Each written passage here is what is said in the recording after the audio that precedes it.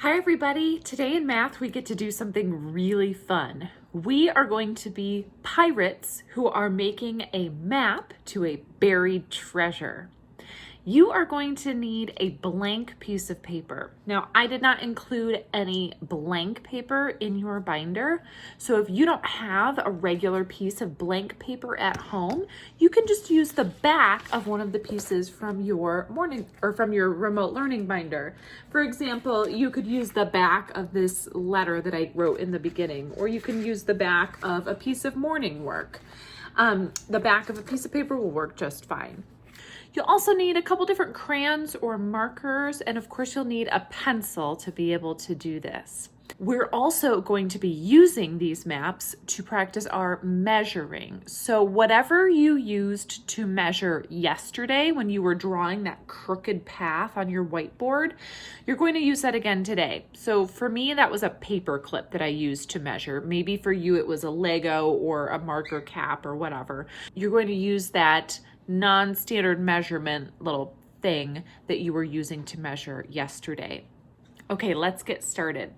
First of all, every treasure map has a place where the treasure is buried. And then there's usually a couple of different routes that the person could take to get to that buried treasure. So for me, I'm going to start on my blank piece of paper by picking one tiny little spot where I want my buried treasure to go. And I'm going to draw that spot. So see how on my map, the treasure is pretty small over here in the corner because I'm going to be drawing different paths that someone might take to get to that treasure. So the treasure itself is going to be pretty small. And I just drew a tiny little box with some gold on the top and a word that says treasure on the front. And I'll worry about coloring it later. I'm just going to use my pencil for right now. Next, I want to draw some of the paths that someone could take. Now, remember, if you buried treasure, you might want to kind of confuse someone who's trying to get to it. You want to make it a little bit more complicated than just one straight path. So you might draw a couple of different routes someone could take to get to your treasure. Now, on our treasure maps, this is really important. We are not going to be using curvy lines because we are going to be measuring our lines with our non-standard measurement unit. So we don't want curvy lines because that just makes it really hard to measure. Instead, we want straight lines, but they could be crooked paths, just like we drew yesterday. That means they could be lots of little lines connected to each other and make like zigzags or different angles in different corners. We just don't want curves. Now, you might have a ruler nearby that can help you to draw straight lines. If you don't, then you can use a lot of other things to help you draw straight lines. And I would suggest using something to help you draw them. I have an envelope here that a Christmas card came in, and this envelope has really straight lines. And so I'm going to use this envelope to help me draw straight lines, even though they will be crooked paths on my treasure hunt map.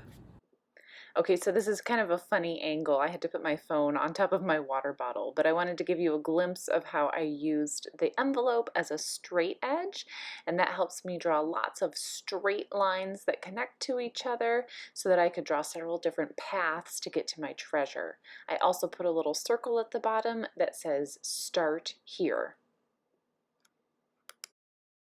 Okay, so like I said, we're drawing crooked paths, but several different routes that someone could take. And this is what I ended up with. I used that envelope to help me draw those straight lines and connected all the straight lines with other straight lines.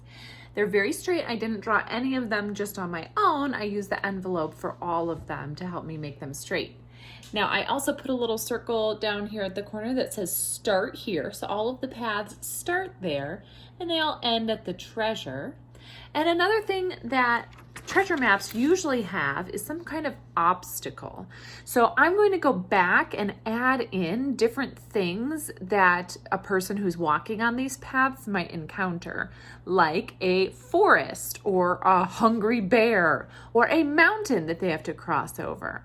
So I'll show you what I mean. Okay, so I added some things in pencil and I'll go back and color them later. But I added things like a water feature, like a pond or a lake, a forest, a mountain range, a hungry bear, and a little town that they have to cross through. Now, here comes the really important part for our treasure maps, and this has to do with math. We are going to measure our different paths that we drew with that non-standard measurement unit.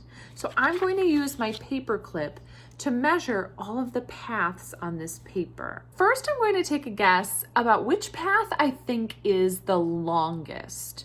Now, this one that is really pretty straight and simple seems to me like it might be the longest. But what about this path that has all these different turns and switchbacks? Maybe that one is actually longer because it has all those different turns and paths. Okay, I went through and measured all of those paths with my paper clip here.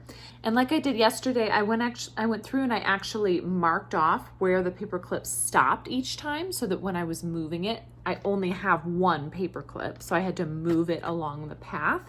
And when I was moving it, making those marks made that a lot easier to count. Now, it's not going to be exact because there are some sections like this one where the path actually turns and my paper clip can't bend and turn like that. So I just had to do my best with measuring, and I did not say like, oh, this is half a paper clip. It's 3.5 paper clips long or something. Like we did yesterday, we're only using whole numbers, not half numbers. But you can try your best, and the point is to get a somewhat close measurement. Now, like I said, we're going to make the paths different colors based on how long they are. So your longest path is going to be blue. I put the numbers for my paths here. So this one is 7. This one in the middle ended up being 9 paper clips long, and this one on the top ended up being 8 paper clips long, which kind of surprised me because I was thinking that this one on the top wouldn't be as long as the one on the bottom, but I didn't know that until I measured it. So now that I know how long each of my paths are, I said I was going to highlight the longest one blue. So here I took a blue marker and I traced over the longest path that I had, and the blue now shows that that is my longest path. You'll do the same thing with the shortest path. Your shortest path on your treasure map is going to be red.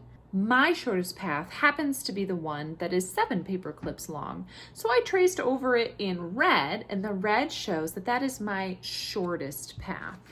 Now you might have 5 other paths that you didn't color, or you might have 1, or you might have 0 other paths that you didn't color. But the end goal for this assignment is to show your longest path as blue and your shortest path as red. I'd love to see all the details that you add to your treasure map with the different colors of the land features or the obstacles that you drew or what kind of treasure you came up with. You can come up with all sorts of other things to put on your map, but just make sure that you are drawing paths, that you measure them with your non-standard measurement unit, and that you make the longest one blue and the shortest one red. That's really what I want to see.